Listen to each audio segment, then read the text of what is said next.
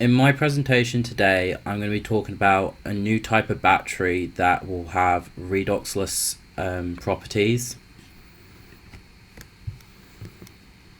These are some of the things I will be going through in the presentation.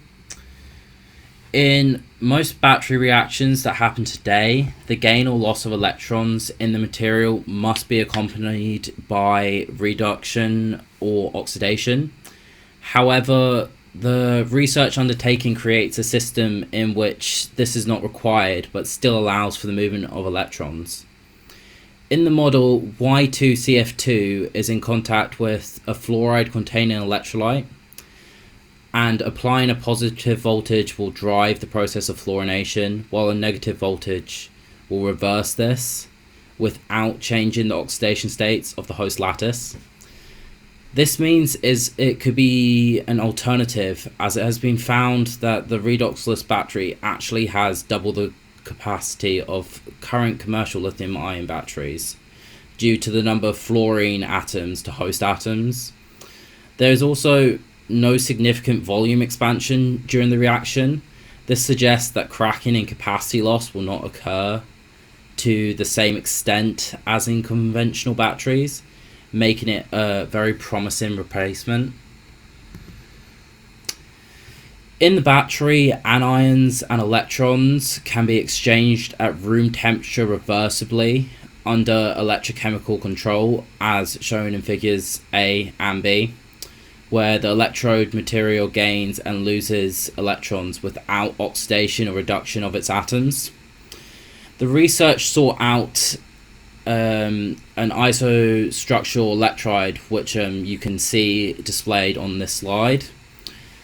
And with the researchers' calculations and experiments indicating that the corresponding fluoride Y2CF2 has a small band gap and high electronic mobility, the restacked three-dimensional layered crystal has a unit cell isostructural to an amexine, in which the layers are capped only by fluoride ions, which is key to the reaction. This allows for the F- ion to intercalate reversibly into the electrode lattice, and the E- moves into an external circuit, which can be seen in diagram C. The process corresponds to the half reaction that is also displayed on this slide. Exchanging an ion such as fluoride for an electrode electron stabilizes the material system, because the energetic electron shifts onto a lower lying band comprised of fluorine p orbitals, as shown in image D. This provides a favorable driving force for the reaction, with a fluoride of a less electropositive metal that could act as a cathode in the fluoride battery. For example, the large free energy of the reaction with the electride and cupric fluoride to produce Y2CF2 and copper suggests a possible cell voltage of 2.8 volts. For electron anion exchange to occur at room temperature, the anionic electron and the fluoride ion need to diffuse rapidly throughout the crystal. To assess the fluoride ion movement in the Y2C system, Druffel et al. Modelled a supercell of Y2CF2 and removed the fluorine atom.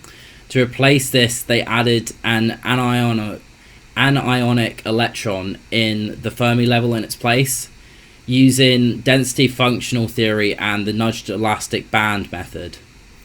This allowed for a remarkably low activation barrier to be calculated for the exchange, and therefore the diffusion of the fluoride ion in the Y2CF2 of only 196 electron volts, which is even lower than the barrier for lithium diffusion in both lithium cobalt oxide and graphite.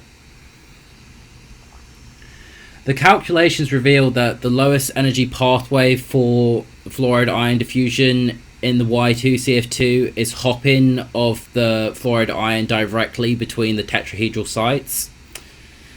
You can see this in the diagram on the left.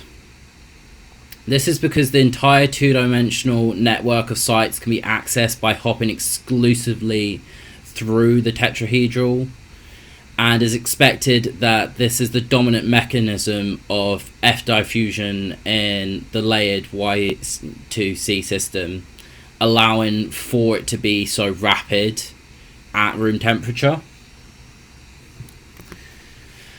I'm sure some of you could give me some pros to what the new generation of battery could do, but as I am currently talking to a computer screen, here are a few examples.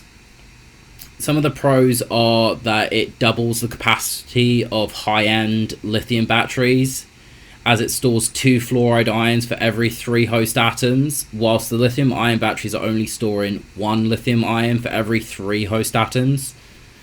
It also has a longer life, as there is no significant volume expansion during the reaction. This insinuates that less cracking and capacity loss will not occur at the same extent as the conventional batteries that we have today. There is a large improvement in the safety at the cell and battery levels. Solid electrolytes are not non-flammable when heated, unlike the liquid counterparts that we've got in today's batteries, making it seem like there's a huge safety improvements. It also permits the use of innovative, high voltage, high capacity materials, enabling denser, lighter batteries with better shelf life as a result of reduced self-discharge. However, there could be some cons to this new battery, but with the limited knowledge and testing that this battery has gone through, it is uncertain of what these cons could be. Although there is some speculation into what these cons are due to similarities in batteries that have been tested in the past. One of these is that most known electrodes are heavy, which could prevent the battery being used to its full potential, as it could be seen as too heavy for good use. As well as current fluoride batteries can only store a small amount of charge, so will not be optimal for applications that require long durations of power. However, the researchers are fairly confident that the redoxless battery will not have these cons. Some of the applications of this technology is still unknown, as it's still yet to be practically tested. It's uncertain of the full range of application that this new battery will be able to do. In any case, it is expected that the mechanism will find use in some other applications, such as information processing, catalysis, and energy conversion. Some possible revolutionary applications for the battery is to much improve the electric vehicle industry and possibly enable concepts such as electric flight.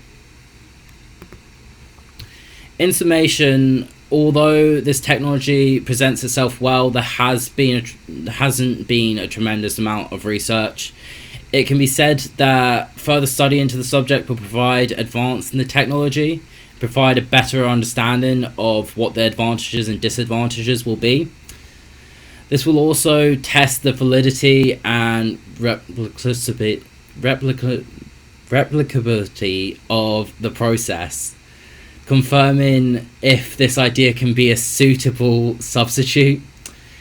As a result of this, redoxless batteries could eventually replace lithium-ion batteries when the technology is perfected and any faults are found.